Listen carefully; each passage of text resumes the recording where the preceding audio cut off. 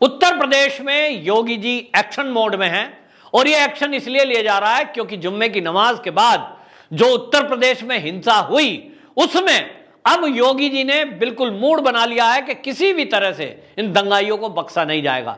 यूं तो ये आदेश उन्होंने पहले से ही दिए थे।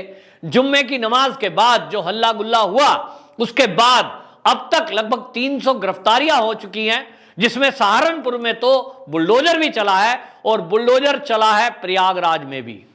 प्रयागराज में जो बुलडोजर चला वो जो मास्टरमाइंड था दंगे का, वो जावेद पंप नाम का व्यक्ति, उसके घर जब बुलडोजर चला तो वहां पुलिस को कुछ आपत्तिजनक सामग्री, एक पार्टी का झंडा और तमंचे भी मिले हैं। यानी 315 बोर का एक तमंचा, एक 12 बोर का तमंचा और गोलियां भी मिली हैं, जो ये बता रही हैं कि ये व्यक्ति अवैध असला रखता था, अवैध मकान में रह रहा था और अवैध गतिविधियां कर रहा था। जो झंडे मिले हैं उस झंडे में आपको बता दूं, जो उमर खालिद आज की डेट में जेल के अंदर बंद है, सीए के विरोध के समय में देश विरोधी गतिविधि में पाया गया था, उसके पिताजी हैं एसक्यूआर इलियासी। और ये एसक्यूआर इलियासी जो है वो आपको बताएं एक उन्होंने बना रखी थी वेलफेयर पार्टी ऑफ इंडिया, उसके अध्यक्ष रहे हैं, उनका झंडा इनके घर से मिला है। और ये जो वेलफेयर पार्टी ऑफ इंडिया उसके जो अध्यक्ष रहे हैं एसक्यूआर इलियासी, इनके संबंध हैं इससे और ये सिम्मी में रहे हैं। सिम्मी भारत में बैन है, इसलिए दूसरी पार्टी बना ली, नाम दूसरा रख लिया और उसके जो झंडे बनाए, उसके जो पोस्टर बनाए, वो सब यहां से मिले हैं जो ये इनोसेंट बने हुए हैं। इनकी जावेद पंप की जो बेटी है वो जेएनयू में पढ़ती है और जेएनयू में डफली गैंग रात को डफली बजा रहा था और कह रहा था योगी जी की सरकार गलत लोगों को सता रही है। और वो बेटी एक चैनल को इंटरव्यू दे रही थी, तो मैं उसका इंटरव्यू सुन रहा था। हमारे पास तो ये मकान हमारे नाना जी ने गिफ्ट किया था, अब हम कहां रहेंगे। अरे ये तुमको पहले सोचना था, मकान गिफ्ट किया था, मकान यदि बनाने में अनियमितता की गई है, यदि प्रयागराज अथॉरिटी से नक्शा पास नहीं है, तो वो नाना ने गिफ्ट दिया हो या पड़नाना ने या दादा ने दिया हो या दादी ने, इसका क्या मतलब है। आप इमोशनली कार्ड खेलने की कोशिश कर रहे हो कि जब बुलडोजर चल गया तो आप गरीब हो गए हो और जब बुलडोजर नहीं चल रहा है तो आप दंगे के मास्टरमाइंड बन जाते हो। ये प्रूफ मिले हैं पुलिस को कि उन्होंने सैकड़ों फोन कॉल की हैं, लोगों को दंगे के लिए उकसाया है, पार्टी बना करके कांटेक्ट किया है। अब ऐसे व्यक्ति के घर बुलडोजर चला है क्योंकि वो अनियमित बना हुआ था, वो जो वहां का प्रयागराज प्राधिकरण है उससे नक्शा पास नहीं था, इसलिए तोड़ा गया है। इसलिए नहीं तोड़ा गया कि आप दंगा कर रहे थे, अभी तो उसके दंगा एक्ट लगेगा, बाकी चीज लगेंगी, वो बाद में डिसाइड होगा। बहरहाल जो आपत्तिजनक सामान और अवैध हथियार मिला है, ये इतना बताने में काफी है कि यदि इन लोगों की चलती तो ये किसी भी हिंसा को भी अंजाम दे सकते हैं। और इसी में यहां जो पुलिस ने एक्शन लिया है प्रयागराज में, आपको बता दूं वहां का इमाम भी गिरफ्तार किया गया है, अली अहमद। और अली अहमद जो गिरफ्तार किया है, इसका पता चला है कि मस्जिद के लाउड स्पीकर को इस्तेमाल किया पब्लिक को सड़कों पे आने का, इसी ने अनाउंस किया और इसलिए गिरफ्तार है। तो एक तरह से सुनियोजित षड्यंत्र के तहत, चाहे वो प्रयागराज हो, फिर चाहे वो कानपुर हो, फिर चाहे वो सहारनपुर हो, ये सब दंगे कराए गए। लेकिन जिस तरह से अब योगी पुलिस एक्शन मोड में है, जिस तरह से बुलडोजर एक्शन ले रहा है, ये अब दंगा करने वाले भी कांपेंगे। अब दहशत हो रही है। अब चाहे कपिल सिब्बल मैदान में आ जाए, क्योंकि कपिल सिब्बल एक वकील है, सुप्रीम कोर्ट के जाने माने वकील हैं, आजकल वो समाजवादी पार्टी के समर्थन से वो सांसद बन गए हैं, राज्यसभा में नॉमिनेट किया गया उनको। तो वो बयान दे रहे हैं बुलडोजर पर, ओवैसी बुलडोजर पर बयान दे रहे हैं, सारे लिबरल बुलडोजर पर बयान दे रहे हैं, बुलडोजर गलत चल रहा है। अरे भैया कोर्ट में जाओ ना, कोर्ट में गए थे, बुलडोजर चला, लोग सुप्रीम कोर्ट पहुंच गए, बुलडोजर दिल्ली में रुका, लेकिन रुका तो नहीं। कोर्ट ने क्या टिप्पणी की, अवैध अतिक्रमण पर बुलडोजर चलेगा, इसको नहीं रोका जा सकता। तो अवैध क्या है, अवैध क्या नहीं है, इसको चैलेंज करिए। आपका मकान यदि सही बना था तो प्राधिकरण पर दंड होगा, लेकिन आप खाली बयानबाजी करेंगे, देश का माहौल खराब करने की कोशिश करेंगे। और यदि आप सड़कों पे उतरकर एक दंगे को हिंसा का रूप देने की कोशिश करेंगे, प्रदर्शन के नाम पर, आप नुपुर शर्मा के नाम पर देश में माहौल खराब करने का यदि विचार कर रहे हैं, तो अब यह आपको भारी पड़ेगा। क्योंकि नैरेटिव चलाने वालों को समझ लेना चाहिए कि पहले कभी उनके द्वारा सोचा गया नैरेटिव चल जाता होगा। लोगों को जानकारी नहीं थी, पता ही नहीं था कि मीडिया भी बिक जाता है, लोगों को पता ही नहीं था कि पढ़े लिखे इंटेलेक्चुअल कहलाने वाले लोग भी नैरेटिव चला सकते हैं, उनको पता ही नहीं था कि जेएनयू में डफली गैंग जो है वो भी कहीं नैरेटिव चलाने के लिए और बच्चों का इस्तेमाल, स्टूडेंटों का इस्तेमाल कर सकता है। लेकिन आज सबकी पोल खुल चुकी है, और जब पोल खुल गई है तो अब लोग सतर्क हैं, अब समझते हैं कि अगर जेएनयू में डफली बज रही है, इसका मतलब कुछ गड़बड़ है।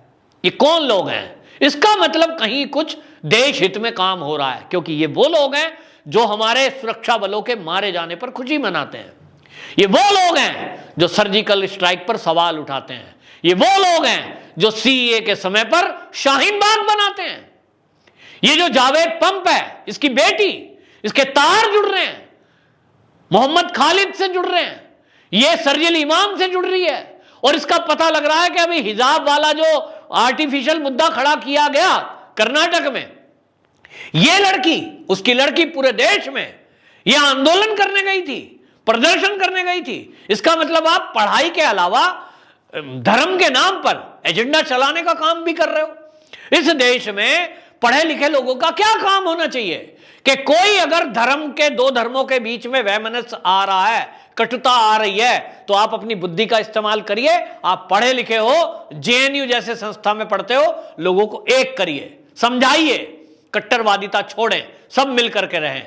लेकिन यदि कोई वहां पढ़ी हुई लड़की और ये जो है अगर इस तरह की बात करे, जिसका नाम है आफरीन फातिमा, ये आफरीन फातिमा अगर ये इस तरह की एक्टिविटी में शामिल होती है, इसके बारे में पता लग रहा है कि शाहीन बाग में भी शामिल थी, ये अब जो है प्रोटेस्ट में जगह जगह गई है देश के अंदर, इसने बाकायदा अभियान चलाया है कि ये जो है हिजाब पहना जाए, हिजाब को लेकर के प्रोटेस्ट किए हैं। इसका मतलब तो एजेंडा खाली नुपुर शर्मा नहीं है, एजेंडा बहुत पहले से तय है। सीए के प्रोटेस्ट के बाद ये सामने आना शुरू हुए हैं। सीए का विरोध हुआ जिसकी कोई कारण नहीं था। जेएनयू, एएमयू, जामिया, ये ऐसी जगह हैं जहां से अंदर से, छात्र के अंदर से वो नेता निकले जो इस देश के विरोध में कुछ एजेंडे पर काम कर रहे थे। इसके बाद अब पता लग रहा है कि ये खाली यहीं तक सीमित नहीं है, ये मंदिरों से भी दिक्कत है, जिन मंदिरों पर कोर्ट में, न्यायालय में बात चल रही है। ये कहते हैं साहब वीडियोग्राफी गलत है, ये कहते हैं साहब ज्ञानवापी पे चर्चा मत करो, ये कहते हैं साहब राम मंदिर पे बात मत करो, क्यों कर दी, ये तो बाबरी मस्जिद थी, मतलब वो बाबरी मस्जिद हो गई, बाबर इनके लिए प्रायोरिटी हो गई और राम इनके लिए दूसरे, तीसरे, चौथे नंबर पे ही नहीं है। तो कृष्ण इनके लिए कोई वैल्यू नहीं रखते, लेकिन इनके लिए औरंगजेब वैल्यू करते हैं। ये इस देश में अब नहीं चलेगा और इसीलिए ये बौखला रहे हैं कि इनका कोई नैरेटिव चलता नहीं है। नुपुर शर्मा का बयान कोई बहाना नहीं है, क्योंकि वो बयान ही नहीं है जिसको बार बार बयान कहा जा रहा है। वो केवल एक टीवी डिबेट में आवेश में कही गई बातें हैं, और वो भी तब जब हमारे भगवान को उल्टा सीधा कहा जा रहा है। यानी नुपुर शर्मा जिस भगवान को मानती है, जब उन भगवान को बार बार अपमानित किया जा रहा है, तो उसके काउंटर में उसने कहा है, वो प्रवक्ता के तौर पे नहीं बोला किसी पार्टी की, ना उसने कोई बयान जारी किया है। और आप देखिए कमाल तो यह है कि उस नुपुर शर्मा ने अपनी उस मुंह से निकली हुई बात के लिए लिखित में माफी मांग ली, लेकिन उसके बावजूद भी सरतन से जुदा, सरतन से जुदा, सरतन से जुदा ये बातें बोली जा रही हैं। ये कट्टरवादिता नहीं है तो क्या है? क्या ये पढ़े लिखों की भाषा है? क्या ये भारत जो है तालिबान है? क्या ये भारत में कोई लोकतंत्र नहीं है? सवाल है। और इसलिए अब बहस इस पर होनी चाहिए कि यदि आपके कहीं किताब में कुछ लिखा है तो वह आपका व्यक्तिगत भी है, उसका हम आदर करते हैं, सबको आदर करना चाहिए।